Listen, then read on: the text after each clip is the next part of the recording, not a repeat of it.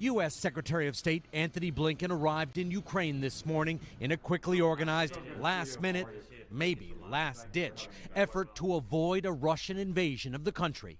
He tried to reassure Ukraine's president the U.S. has his back. So the president asked me to underscore once again our commitment to Ukraine's territorial integrity, to its sovereignty, to its independence. Blinken earlier met with U.S. Embassy staff discussing contingencies should a wider war break out.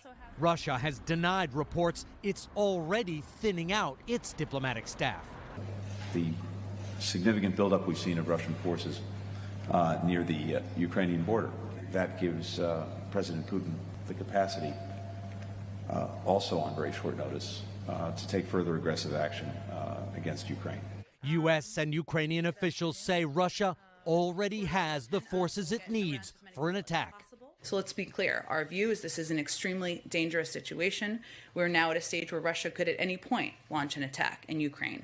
More than 100,000 Russian troops, they claim to be carrying out drills, are positioned along Ukraine's borders to the north, south, and east, where they're also already inside Ukraine in two pro-Russian enclaves.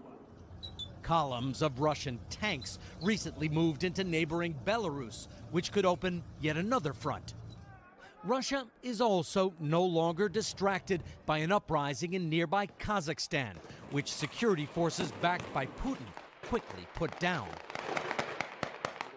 All that's missing now is a decision by President Putin to invade or not.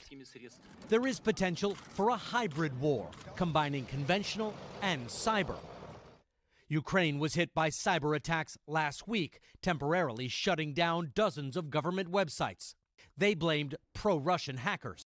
We know that there are plans in place to increase that force even more on very short notice, and that gives President Putin the capacity, also on very short notice, to take further aggressive action against Ukraine.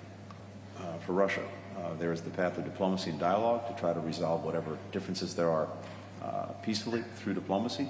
Clearly the preferable path, clearly the most responsible path, and the one that we would prefer. But there is also the path, if Russia chooses to renew aggression, of confrontation and consequences.